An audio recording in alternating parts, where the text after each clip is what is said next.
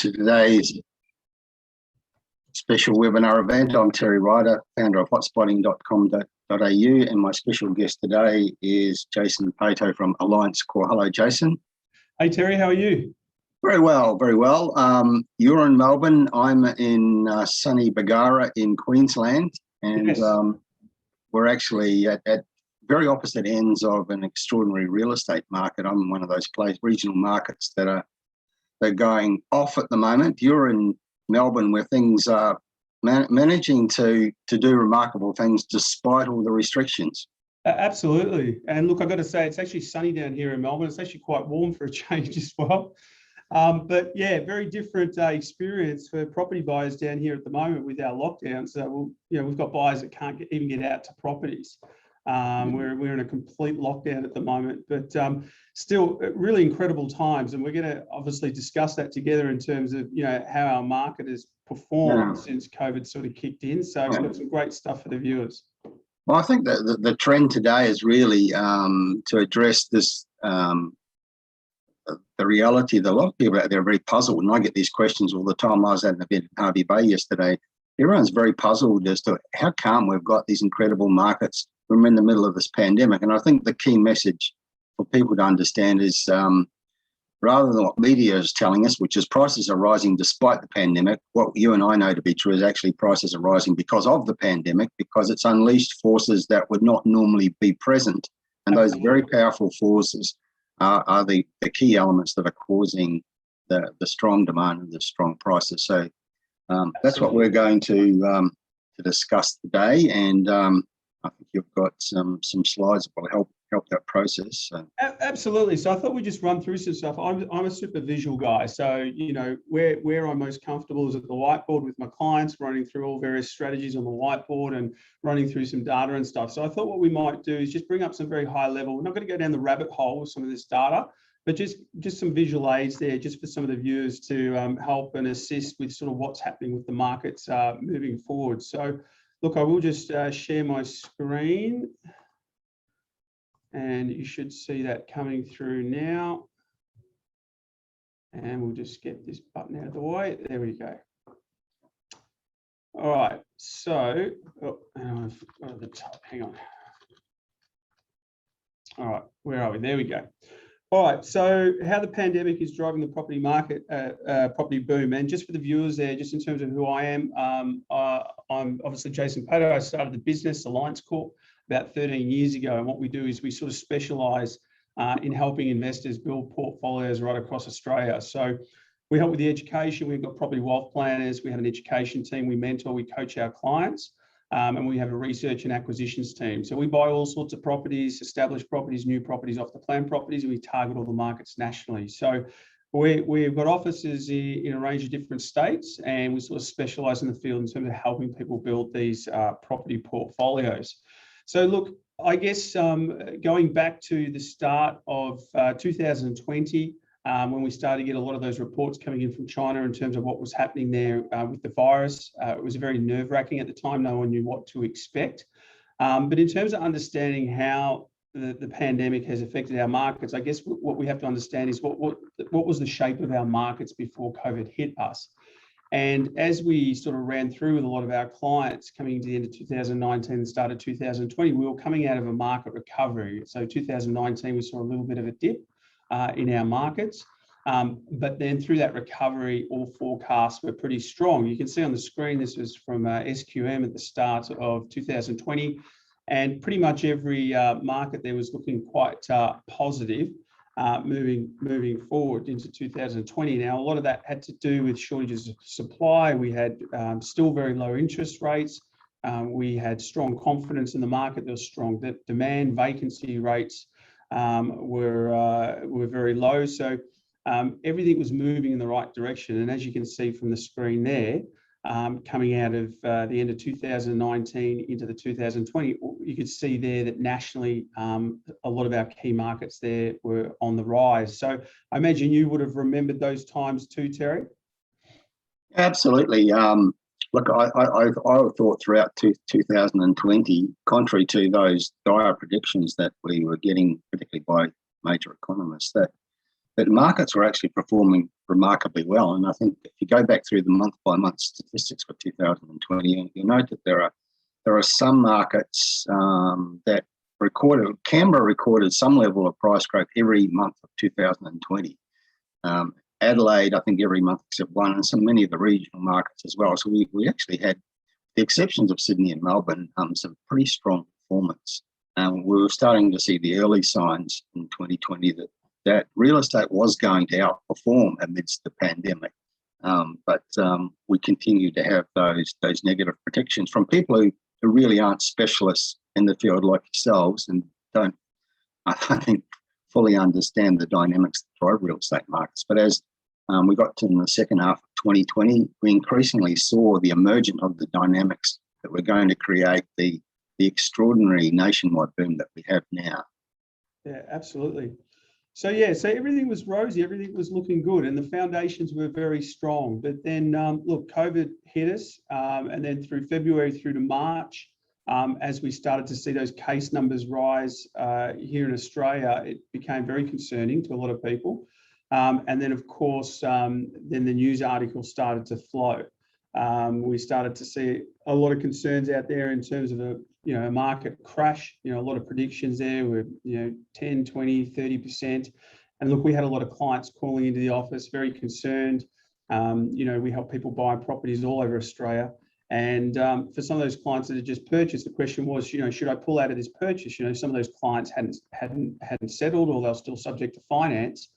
And we did try to explain them that, you've got to be very careful. You don't make your investment decisions by what the media tells you. I think most people can understand that to get a good story out there, or to get someone to click on that article, they need to sensationalize what's really happening out there. So it's either the market's absolutely booming or the market's crashing. You never really hear any reports about, oh, look, the market's just ticking along doing what it does, because that's just not newsworthy. It's always a crisis of some sort, Jason. Even when the market's booming, that's a crisis as well, because they introduced the concept of an affordability crisis, and young people will never be able to afford to buy. And now, organisations like CoreLogic seem to be competing to be the first to call the end of the boom, and they're looking for every justification for a screaming negative headline in each month, each set of monthly data. Absolutely. And look, we sent out a lot of information to the clients. We showed them examples that this is just normal. This is what the media do. Like even prior to COVID, you can see some examples there from leading economists and authors. And look, 60 Minutes loves to jump on this sort of stuff. And every time these guys come out and it hits our headlines of some significant sort of market correction, the markets just do the opposite, as you can see from the graph there going right back to 2010. So clients need to be very careful, because people will make those decisions based on those news reports. And what we found was interesting was, particularly because we buy all sorts of properties, Terry, some of those properties we target in the growth corridors, where we buy a new home. And we had clients calling us up who just purchased, and we just said, look, you can't focus on the media. What's happening with COVID, it is a concern, but it's not a fundamental driver of the performance of our property market, and it's going to be short-lived. Although we're in unprecedented times, I think most people sort of agree that we will get past this at some point. So hang on to those properties. Now, the ones that did, it was quite funny, because some of the stimulus, like the home builders grant and things like that, in those growth corridors or in some of those estates, the land prices jumped by 20 or 30% when COVID, 20 to 30,000 when COVID hit us. So, some of these clients that came back to us 6 months later and said, look, I'm feeling a bit more comfortable. And some like, well, we can go back now and buy in that similar area. I can buy that similar type of property, but I just got to let you know that the land values jumped 20 to 30,000 even at the start of COVID because of those grants.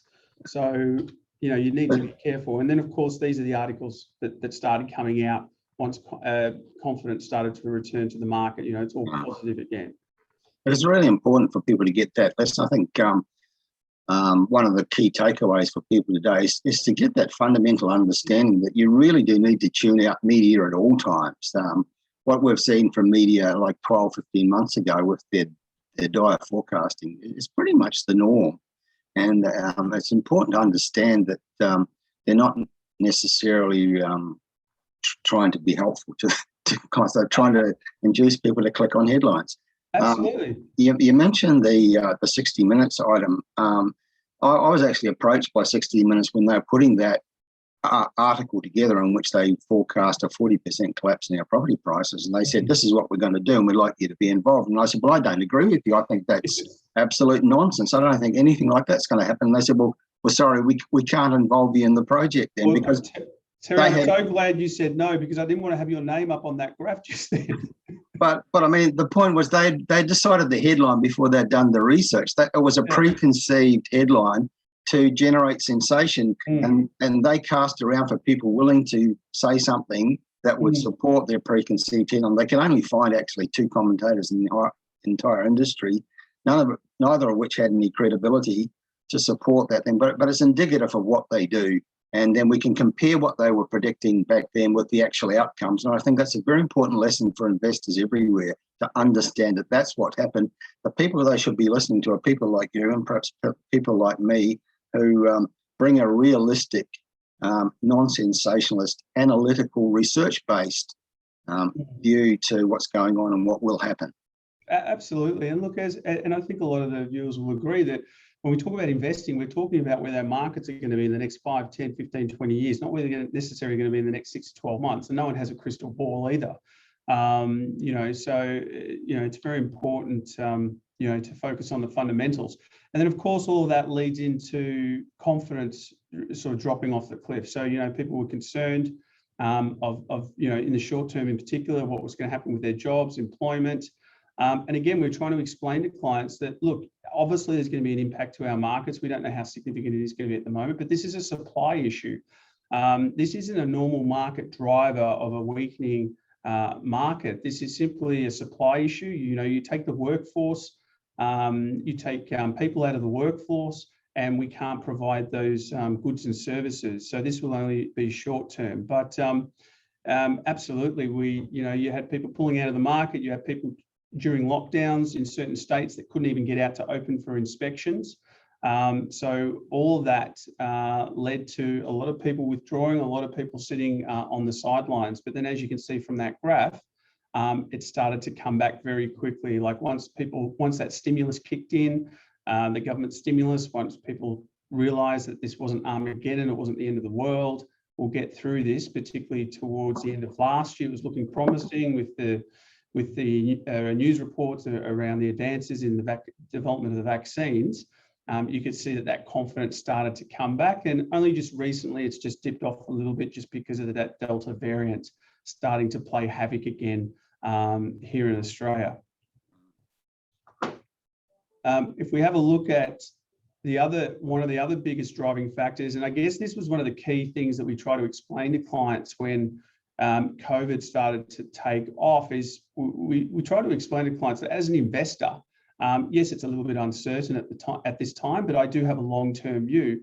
But and although this was a tragedy for a lot of people who were losing their jobs, and obviously people were dying, and we can't ignore that. But in terms of the investor, and looking at the cash flows on their properties and the ability for them to secure finance, we now went from a situation where interest rates were historically low, and now they are virtually down to nothing. I think we're at 0.1% at the moment. So this was a massive, significant factor for investors, just giving them confidence around the properties that they hold, which I'll show as an example in the moment, but also improving the borrowing capacity of a lot of those clients or first-home home buyers that want to sort of get into the market.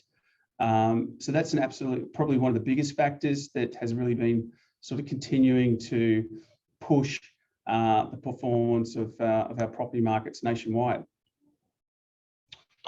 What are your thoughts on that, Terry? I think it's a factor. I mean, as we've discussed previously, I've got a list of dot points. What's driving this property boom? I've got 16 different factors. The low cost of finance is one of them. There are multiple others, and I think that's why this property boom is so intense, why it's so compelling, and why I think it's going to have some longevity, because there are so many different factors feeding into it, and many of them are direct responses to the pandemic situation. You mentioned government stimulus. There's also a government rolling out a very, very big infrastructure program, both at state and federal levels, as a response to the pandemic situation to engender economic recovery through a big spend on infrastructure, because that generates so much for the economy as well as real estate. We've got expats coming back in large numbers because of the pandemic.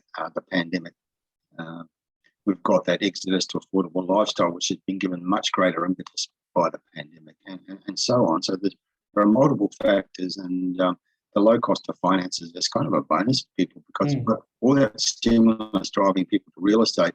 Normally, when things were pumping like this, the Reserve Bank might be lifting interest rates to try and quell things down, but because of the overall situation, they're keeping them very low. So that's just adding this extra element to what's already a very, very powerful force. Yeah, absolutely. So this was an example that we showed some of the clients. So as I mentioned at the start there, when clients were calling in and they were asking, look, Jace, we've just purchased some properties recently. We're concerned. We've just only held on to them for a short while. What does that mean for our property?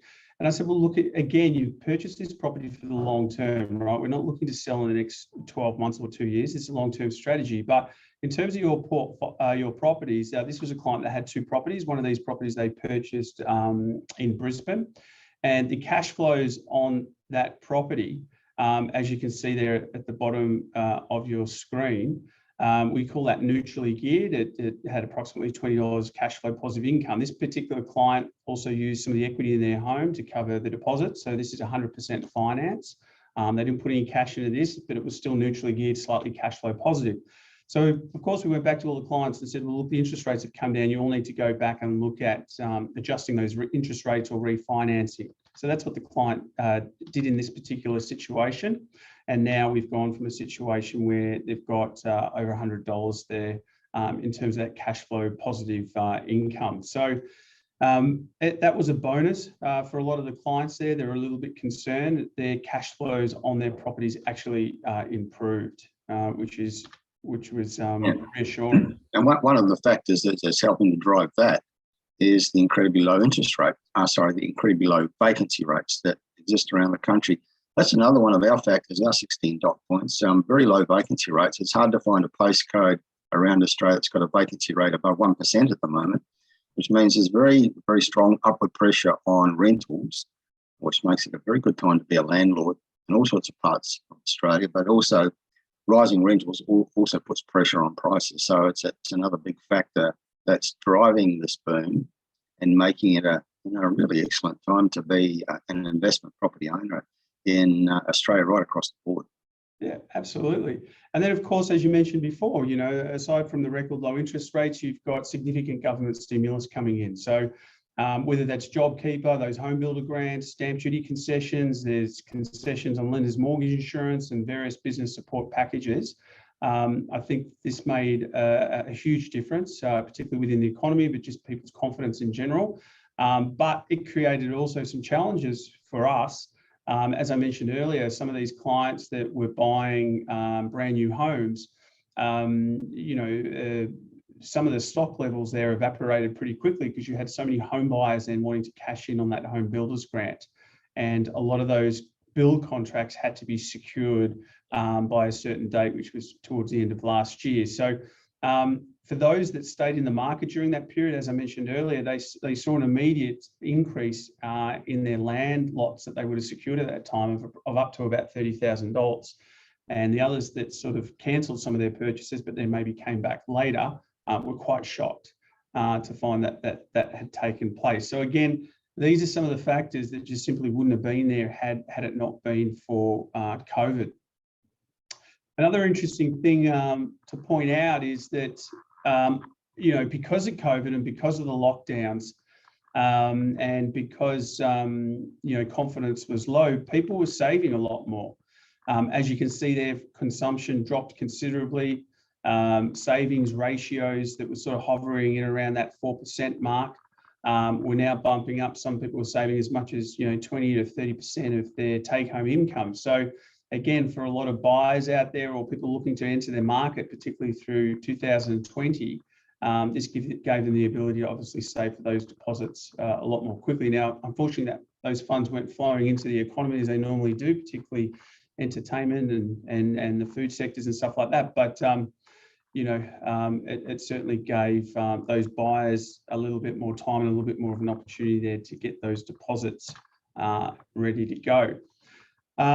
And so where are we today? Like, who would have thought? And we talked about this earlier, Terry, like in our industry, we don't necessarily like to see the ebbs and flows. We like to see the market to be quite consistent.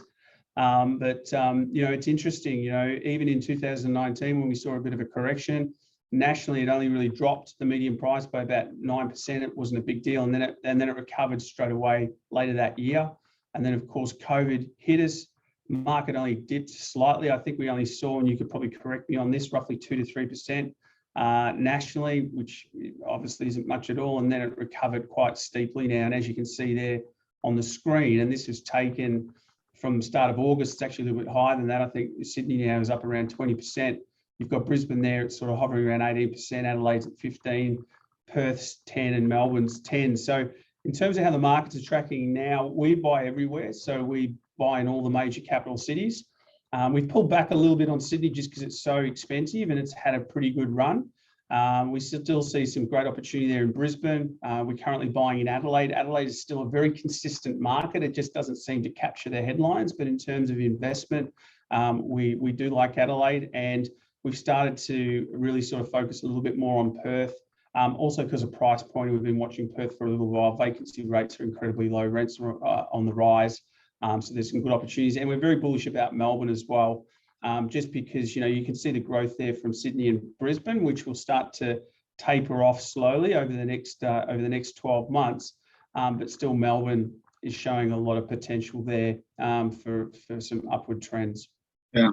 So the latest figures on prices out only yesterday by CoreLogic published their monthly report at the start of each month. So the report for the 1st of September, dealing with what happened in August and for the past 12 months, the most recent quarter, and basically in annual terms, the nation is up for house prices, up 21%, regional markets collectively 22%, capital cities about 20%. I mean, it's strong across the board, and the most recent quarter and the most recent month shows the numbers are still rising at unprecedented levels. So, there's no sign of slowdown. It's just another one of those issues where there's a dichotomy between what's actually happening and what media is telling us, because there's a bit of a competition by various commentators to try to be the first to call the end of the boom.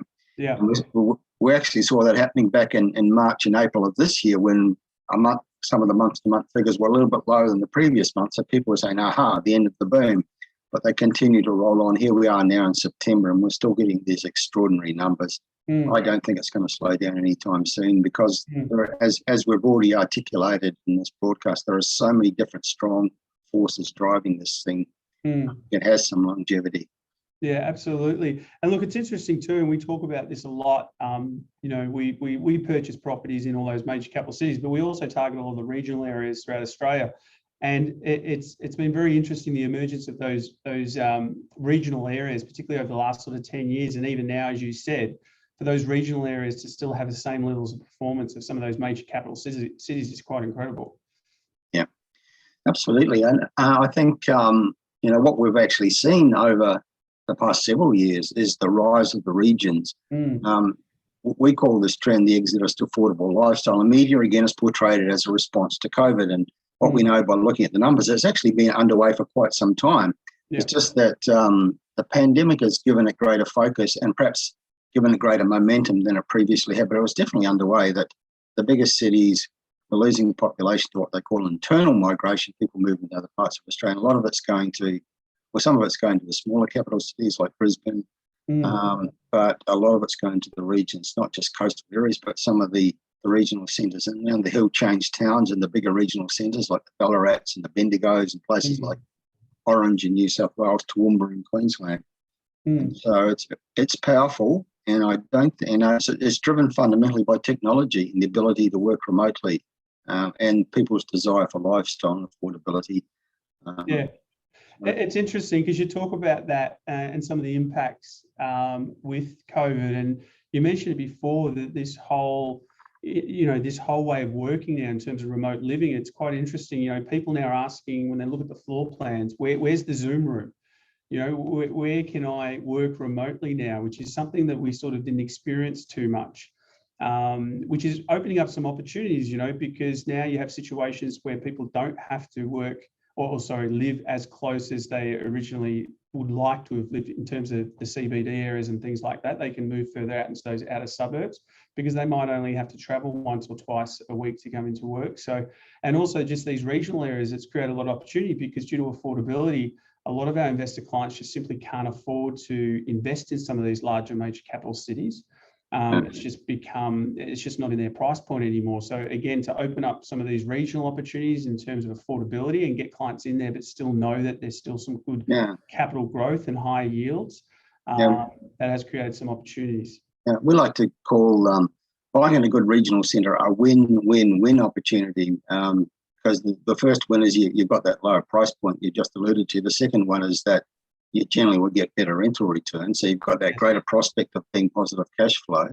And the third one is you're going to get really good capital growth if you choose your regional location well. And so I think some people are making the mistake of just buying randomly to get a part, driven by the FOMO syndrome and not giving too much. So I think it's very important in these times for people to have expert advice. They need to be talking to people like yourself and your organisation to make sure that they're buying in the right place, taking a longer term view, because sure, you might get some growth in the next 12 months because everywhere's growing, but what about next year and the year before, the year after that, 5 years from now, 10 years from now?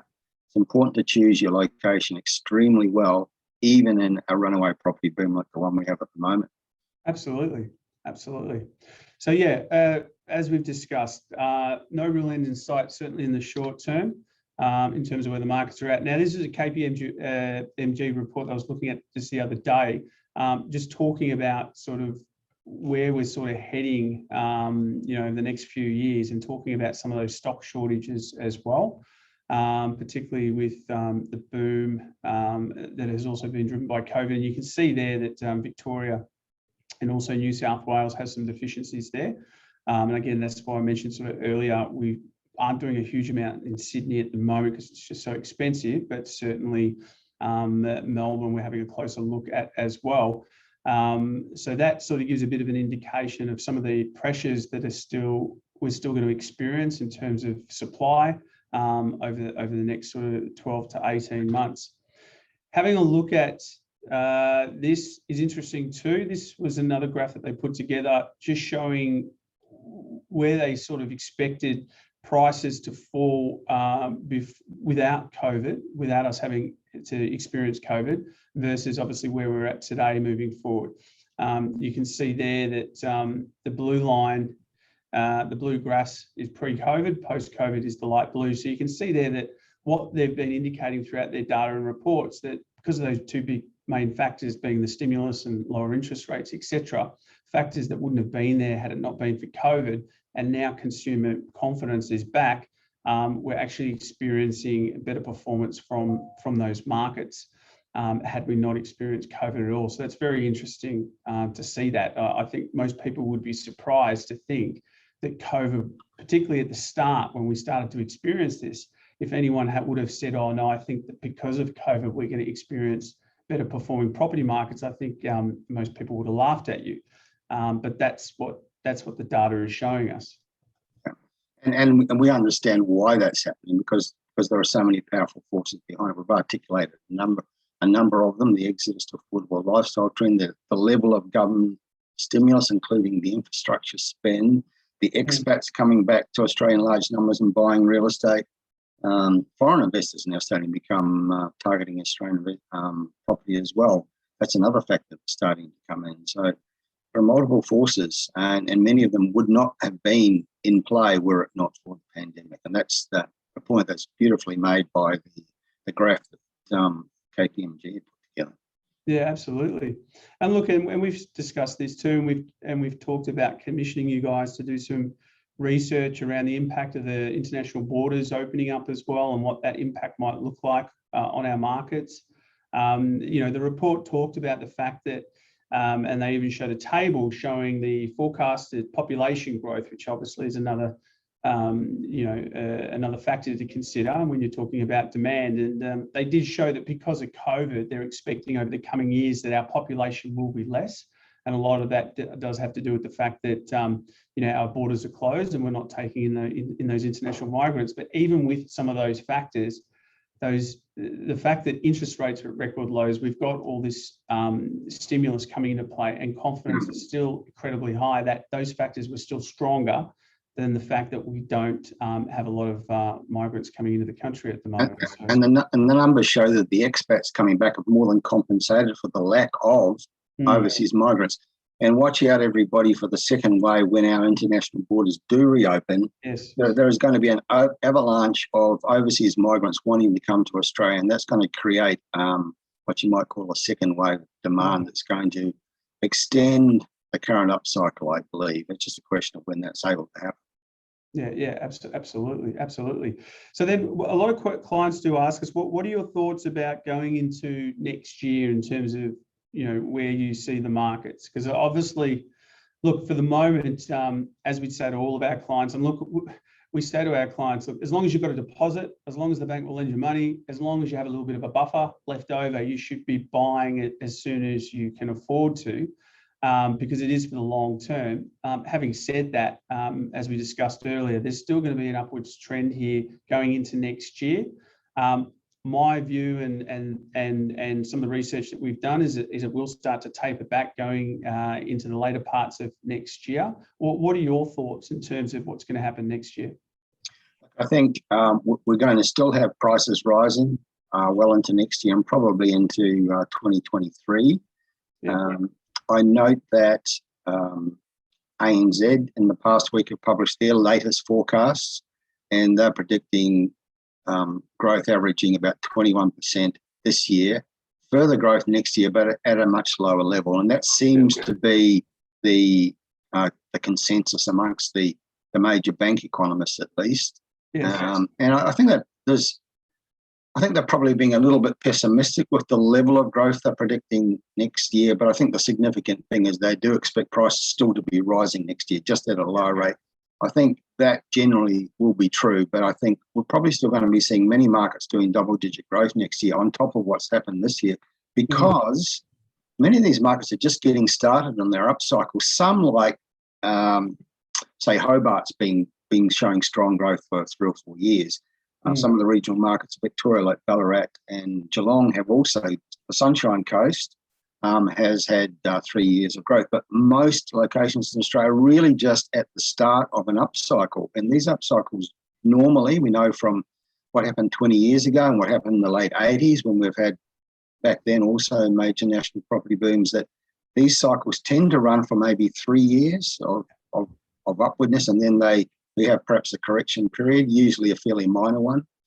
So most locations in Australia are really just in the early phases of an upcycle. So I wouldn't expect it to slow down anytime soon. So those people, we hear a lot of it, investors saying, look, I'm just going to wait till it all settles down before I buy. If you wait 12 months and then hoping that things will settle down, you'll be paying potentially 20% more for the same property, which is why it sounds a little bit spookerish to be saying it, but I think if you're ready to go, you should go now, because 12 months from now, you're going to be paying a lot more. And we're hearing it from people right now saying, I was thinking of buying 12 months ago, but because of all the negative media, I decided to wait. Absolutely. And I wish the hell that I'd acted then, because everything is now 15, 20% more than I could have paid back then. Absolutely. And look, we had the same issue too. Like, a lot of clients were saying to us, look, I absolutely want to get into the market, right? But I just want to see what happens. And I said, well, look, and the question I ask a lot of my clients, you're doing this for the long term. So if you don't think your properties are going to be worth more in 5 or 10 years, don't invest in property. But don't be just focused on the capital growth. Like the record low interest rates, let me show you a PI report. If you buy this property today, and let's assume you don't get any growth in the next 12 months, for argument's sake, these properties can still generate anywhere between $5,000 to $10,000 in cash flow positive income, right? So, obviously those capital gains are a big factor. That's how we generate our wealth over time, but we can't ignore the cash flow positive income that can also be achieved on those properties. So that's something that can't be ignored. And look, yeah, you don't have a crystal ball. No one's got a crystal ball. Even when these predictions started coming out, once people started becoming a little bit more comfortable with COVID and consumers, confidence returned, I don't think anyone would have thought that we'd be this far ahead in terms of where the property market is at, with still more growth to come. But this is where we are. So absolutely, if you've got deposits, the bank's going to lend you the money, if you've got a bit of a buffer and you're getting some professional advice and some assistance, and they're reading your reports, Terry, on the locations and all that sort of stuff, and they're doing their research, you just got to get out there and get amongst it. You do. And you do need to exercise some patience. I don't think there's a single market in Australia where there's produced big growth every year for 10 years. That doesn't happen. There's always periods for every location and every cycle where there's a lull, maybe values come back a little bit. You need to take the long-term view and be patient. I'm thinking with reference to what you've just said, of property that I own in a regional centre in New South Wales, which I bought some years ago. It hasn't done much with capital growth, but the rental return was 8% from day one. So it's been wonderful, positive cash flow property. And now the reason I bought it there was because of the inland rail link. And they're now building that section of the inland rail link, a huge piece of infrastructure, which I knew was going to be a game changer. And now we're seeing like 30% spikes in property values in that location, which up until this point had not performed, but I knew it would eventually. And in the meantime, I had that wonderful positive cash flow from an 8% rental return. So, yeah, I think the point you've just made is a very, very strong and valid one.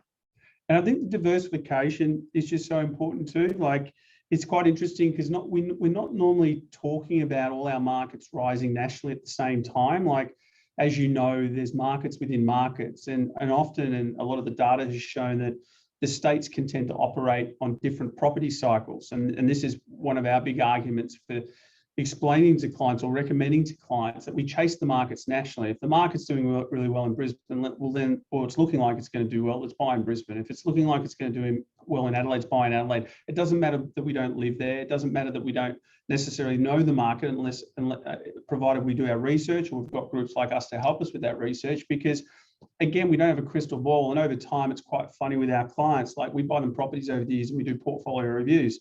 And I might help a client buy a handful of properties, and then we do our portfolio reviews a few years later. They're like, oh, these ones really took off. Maybe we should have bought more there, Jason. I said, yeah, but we don't have a crystal ball. We didn't know for sure. And then what happens a few years later, they're back in the office.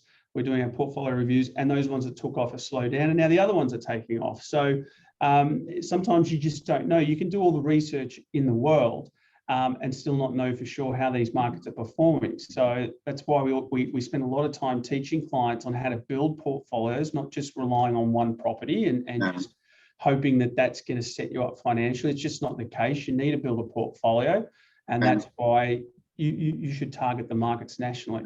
And the key word, I think, often is diversity. You need diversity in your portfolio, diversity of location as well as other kinds, to cover the fact that you've just articulated, that if you've got a diverse portfolio, you're always going to be having growth somewhere in your portfolio, because that's the way things absolutely work in real estate. We better keep moving through the presentation, Jason. We've got quite a few questions that are coming in. Yeah, for sure. So I just want to let people know that obviously, in terms of what Terry and I do, Terry obviously puts out a lot of research. We work very closely with Terry, and we leverage off Terry and his research team. We've got an internal research team, and there's also Terry's team in terms of all the property reports and data.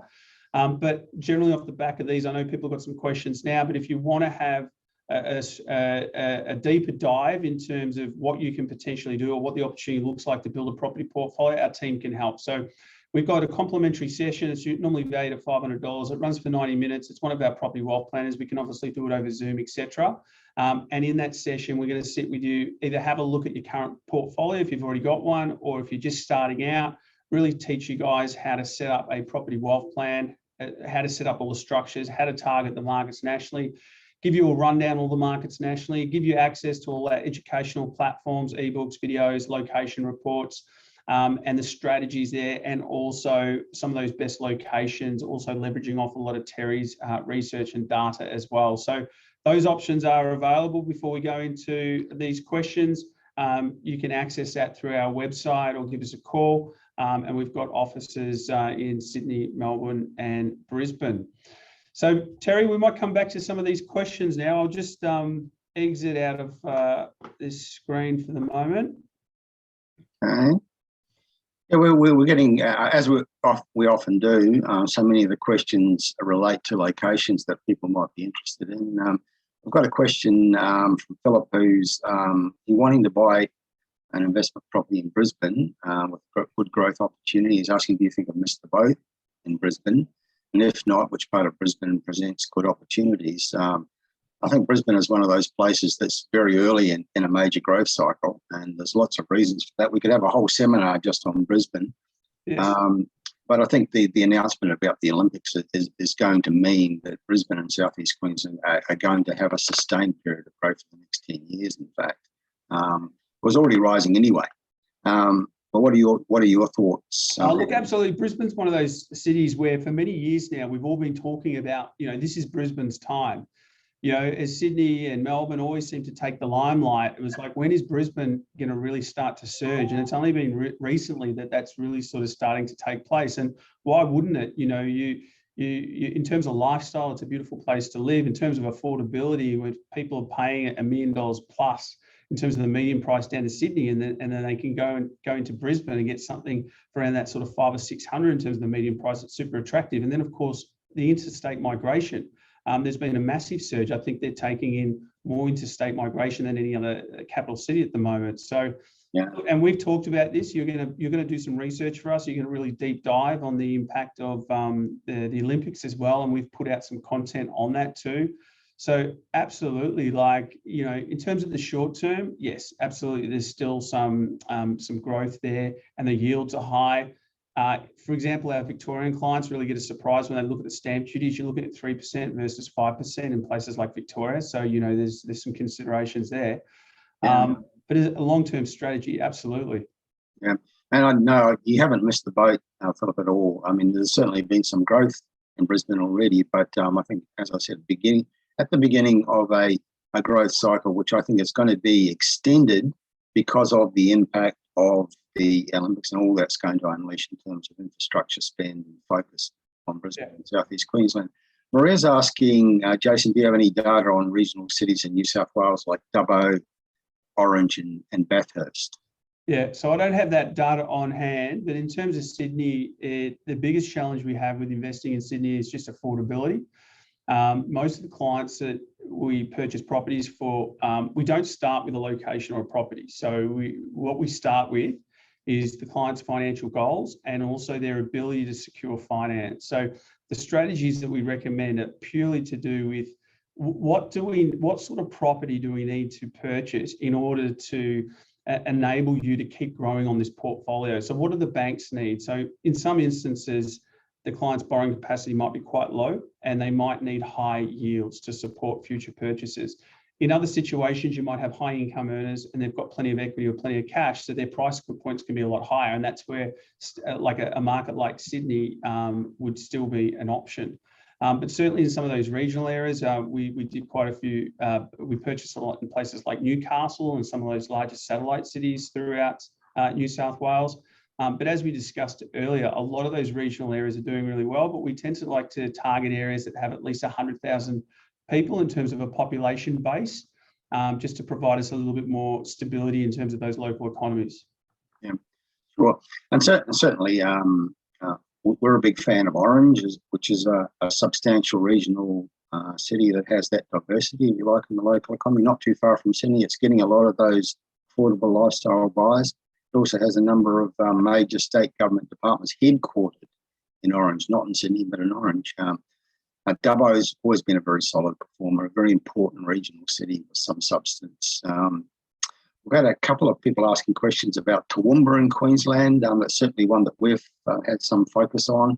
Are you finding interest in places like that, Jason? Yeah, we tend to still focus in terms of where we're buying is still in and around Brisbane. So we still see a lot of opportunities in Brisbane.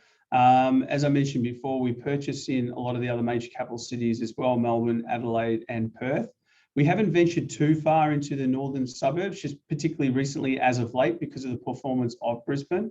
But certainly we keep a very close eye on some of those markets. Sometimes those markets can be a little bit more volatile, particularly some of those smaller regional areas. But certainly there's opportunity all the way up the East Coast there. I think, a key message for people to take away today, and you've mentioned it a couple of times, is you need to buy in locations with substance, with a certain critical mass in terms of their population size, particularly in the strength and diversity of their economies, because we're seeing too many investors buying randomly at the moment. They're buying in small country towns because it appears cheap and prices are growing, so why not grab some of that? Sleepy coastal villages that might look sexy, but do they have the substance to drive values and provide growth long term? And I think it's really important for people to get that message. I've said it earlier in the broadcast, I'll say it again, you need to be very fussy about your choice of location. And Jason's point about buying in locations that have critical mass and substance is really, really important. Yeah, absolutely. Because look, and without knowing the financial position of your viewers, like there are some clients there that when they're starting their portfolio, they've got plenty of capacity, they've got strong borrowing capacities, and they've got plenty of equity or plenty of cash, right? So even if they buy a property and it doesn't perform exactly how they intended in terms of capital growth, they don't need to rely on the growth to buy their next one. They can easily tap into their cash or equity and cover deposits to get their second or third. But for those of you who are starting out with your first investment property, and you don't have a lot of surplus cash or equity to leverage off, it's really critical how this property performs, because you can't save yourself the wealth. You can't save for your next deposit for your second property. You really need to rely on the capital growth from that first purchase to help fund those deposits when you draw on that equity to help you get your second, and then create that compounding effect over time. So that's why, look, sometimes we love cash flows too. Cash flows are great, and cash flows make clients feel really comfortable. But again, if that property is only generating $50 or $100 a week, well, let's call it $100 a week, that's still only $5,000 over the next 12 months. Over the next 2 years, that's $10,000. It's still not enough for a deposit. You still want to get some capital growth. You still want to be able to draw on that equity to supplement those deposits for your next purchases. So both those factors are super important. Yeah. He was asking about Melbourne. When will Melbourne catch up the other capital cities after lockdown? I don't know that Melbourne's actually fallen that far behind the other capital cities. It's showing incredible resilience. And again, we would refer to those points made earlier that prices are rising because of the pandemic. Remember that, not despite it. And Melbourne's a bit of an example of that, don't you think, Jason? Oh, absolutely. Look, we're a little bit behind, but at the same time, I think we're into almost our 5th month now in terms of lockdown. So I don't think it's a question of demand. It's just that, physically, particularly if you think about a lot of the established properties, people just couldn't get, that we were locked down. We couldn't get out to view properties. Auctions were shut down. You couldn't inspect the properties. So we have had a lot more disruption there to our market in terms of physically inspecting properties than, say, the other states. Like, look, Brisbane, I think, has only had a lockdown of, say, 10 days. Sydney is obviously in lockdown now, but still they still can inspect properties. Where here with Dan Andrews, he's quite tough on us. That's it. You can't go anywhere. You can't leave 5 k's from your home. You can't get out open for inspections. You can't go to auctions. You can't do any of that. So that's something that's also impacted our markets locally. And look, as I said before, and we touched on this, our markets were fundamentally strong. So COVID has only delayed the inevitable in terms of what we were expecting from our property markets. But because of lower interest rates, because of stimulus, it's added an extra kicker or factor to those already strong fundamentals. Yeah, and just looking at the numbers for Melbourne, published yesterday by CoreLogic, house market, up 1.4%, median prices in the month of August.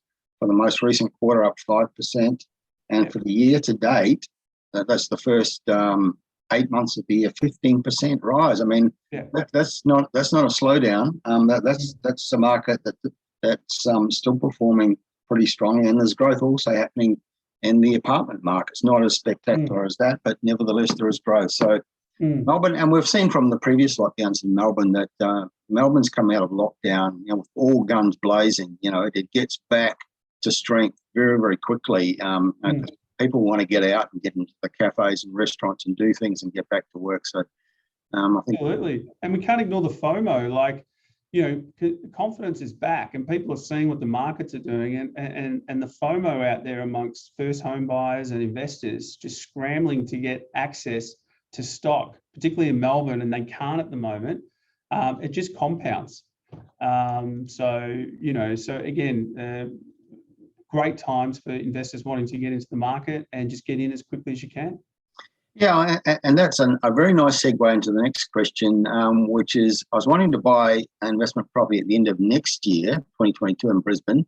Would that be too late for me to buy? And I think the question that I would want to ask that customer is, why are you planning to do it at the end of next year, and why not now? Yeah, yeah, and then there's the question of too late. What does too late mean? So look, the only time I would suggest clients might want to consider putting off a purchase is it's absolutely obvious, or the data is heading in the right direction, that we are in some sort of decline, right? Which is hard to predict. But again, like even if you purchase towards the end of the next year and going into 2023, we didn't see as much growth. You're still investing for the long term, all right? So you always invest when you can afford to. That is the rule with long-term investing. You don't try to pick the markets. It's incredibly difficult to do. And then, of course, coming back to your question, what are you waiting for? You know, I don't understand why you would be waiting. I would absolutely recommend that you look at getting into the market now. And you know, one of the oldest cliches in real estate investment, but it's also extremely accurate and viable, and that is, it's not timing the market, it's time in the market. Correct. And people who try to time the market usually come a cropper, because, as they say, no one rings a bell when we reach the top of the market or the bottom of the market. The signals that will tell you when the right time to get into a market, usually there's a delay of 6 or 9 months before that data comes through. So people who are sort of waiting around for signals for the right time usually miss out. So I just repeat that cliche, it's time in the market that's important, not timing the market. Yeah, absolutely. And look, as we try to teach our clients, like it's not just about that one purchase too. Like one of the things that we really focus on is making sure that the properties the clients are buying are tailored to their circumstances. We don't want to enter into a purchase that's going to have a negative impact on your ability to borrow for the next one. So it's not just about one purchase. You're not going to achieve significant financial goals by buying one investment property. You've got to look at how to structure a portfolio over time. And that's what we really focus here at Alliance Corp, really showing clients that, look, you know, this is where you want to get to in terms of your financial goals. And in order to achieve that, you're going to need approximately this amount of properties purchased over this amount of time. Okay, now let's look at your financial circumstances. Let's do some forecasting and see what's achievable. That is critically important, just about, rather than just going, oh, where is that one absolute great location? I'm going to buy that one property, and for some reason, if I'm able to achieve that, I'm going to achieve my financial goals. So it's a portfolio over time, and it takes time. Yeah. Or I found this great location, I'm going to buy property. Now I'm going to buy another property in that same location. Then I'm going to buy a third. It's amazing how many people get caught because they've bought multiple properties in one location and it turns out to be a dud. And they suddenly have a problem that's very, very difficult to recover from. Just with reference to our earlier comments about the importance of buying in locations with substance and diversity and strength in the economy, Thomas is asking about coal and iron ore production. Any thoughts about Gunnedah in New South Wales, Whyalla in South Australia, Bowen in Queensland? And I would have a bit of a warning, a general warning when people are thinking in those terms. Yeah, absolutely, because, you know, you'd have to be an expert in the commodity markets. And I know a lot of investors got burnt during the last resource boom. It's incredibly difficult to sort of pick because it's just so volatile. All right. So look, if you feel that you're an expert in that field, if you feel you have confidence in understanding the commodity markets better than most, and you're happy to take on that risk appetite, well, then that's up to you. But that's certainly not something that we recommend. Look, a lot of our clients invest in the background. You know, they don't give up their day jobs. They don't come to us and say, look, I want to quit my job and become a professional property investor. All right. So they don't want to take on a lot of risk. We're investing for the long term. And we don't speculate. So if clients comes to us and say, look, you're going to put us in the right direction. We're going to buy a property today. We're going to sell it in 12 months and make all this money. We say, we don't do that, right? So everything we do is about building a portfolio over time. The old saying, you make money while you sleep, right? It's just, these are low risk strategies. you structure your finance correctly, you do it in a way where the properties don't impact your lifestyle, so you're not having to constantly put your own money in. You can turn your equity over and do all these other strategies. You can use a mass facility. So it's not something that we generally recommend either. Yeah. Look, we're just coming up to the hour, so we need to wrap up shortly. Let's deal with just one last question before we wrap things up. Well, I was asking, what are your thoughts on Western Sydney suburbs, knowing so much about the big infrastructure projects that are happening or due to happen in the next few years? What are your feelings about Western Sydney? Yeah, absolutely. It comes down to affordability again. Most of the clients that we deal with have a price point or price points that we usually target anywhere between 400, which is getting a lot harder now. 400 might, we'd be looking at some of those regional areas, or we'd be looking at some of those established properties. To get new properties or off the plan properties, it's very difficult to do in any areas across Australia, particularly because the construction costs have gone up considerably. That is one factor of COVID. But those price points can extend from 400 right up to about sort of 700 to 800 in some instances. So it really comes down to the client's current financial position in terms of what they can afford. But if you want to get into Sydney, you've got no choice. You've got to start branching out into some of those western corridors. Due to affordability, you've got no option.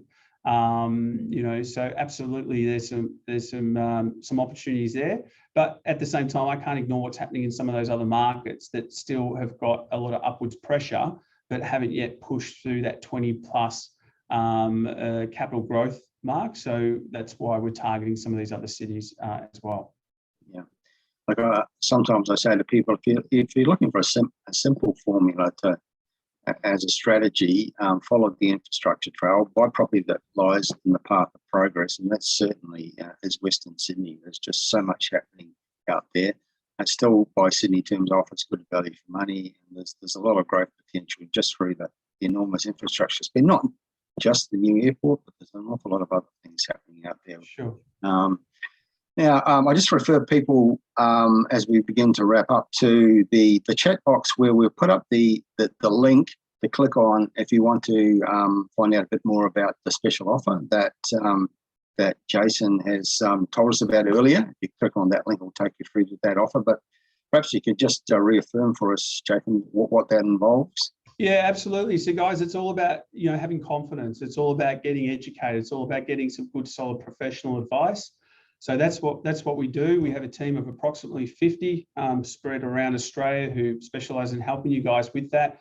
This offer is roughly 90 minutes of education. All right. So you come to us, you tell us what your goals are, and then we start to work through a bit of a strategy in terms of how the finance would work, what sort of properties are best suited to allow you to build a portfolio, and then giving you what's called a property wealth plan. So it's a drafted property wealth plan. It's a bit of a blueprint to show you what you can do over time and how you would structure it. Now, beyond that, if you want some more assistance, if you want to build a portfolio nationally, well, then that's where you can become a member of ours. And our acquisitions team, our property wealth planners, our researchers can help you buy these properties nationally, whether it's established properties, new properties, off the plan properties. And then we continue through our lifetime membership to meet with you each and every year to review your portfolios and keep helping you buy those properties nationally and chase the markets where they're doing well. So if you want to really supercharge that, or you want to get some real confidence, book yourself into this session. It's completely complimentary. And again, you'll walk away with all these added benefits and ebooks and videos and all the rest of it. And I would say also the website. So it's alliancecorp.com.au. There's a lot of questions we haven't had time to get to, Jason, but a lot of them actually are questions which I think would best be handled in the kind of strategy session that you're talking about. Stephanie is sort of asking about, how much deposit do I need? Absolutely. Shirley's asking, how much would you suggest you start a property portfolio? There's a lot of questions that relate to general strategy, but are specific to your individual situation. We can't really answer those effectively in a forum like this. What you need to do, I think, is get involved in one of those strategy sessions that Jason and his team are offering. And you can have a discussion purely about your situation and get something designed for your situation. So I think that's the best way to move forward. Apologies that we didn't get to deal with all those questions, but there is a way forward for you, I think. Yeah, because it's funny, like a lot of people, they want to talk property, Terry, but 80% of the discussions we have in our planning stages It's about finance. It's about structuring the portfolios. The properties themselves are just a neatly packed pile of bricks. So you're not going to live in them. We don't want to get emotional about them. It's just about using that vehicle, property investment, to achieve your financial goals. And that's what 80% of our discussions are around. Well, I think that's a great note to end this broadcast on. Thank you, Jason, for a great presentation. I think it's been, I hope, and I certainly think it has been very useful and interesting for people out there watching. We had great numbers registered for this event, so I think a lot of people are going to get some good information and good advice. But I do urge people to follow up and to take advantage of that offer of a strategy session where you can talk about your own personal situation, maybe get some answers to the questions that are in your mind. So absolutely. Fantastic, Terry. Thanks for having me. No worries at all. Thanks, Jason, and thanks everybody for participating. Let's do it again soon. Okay. Bye for now. Okay, bye.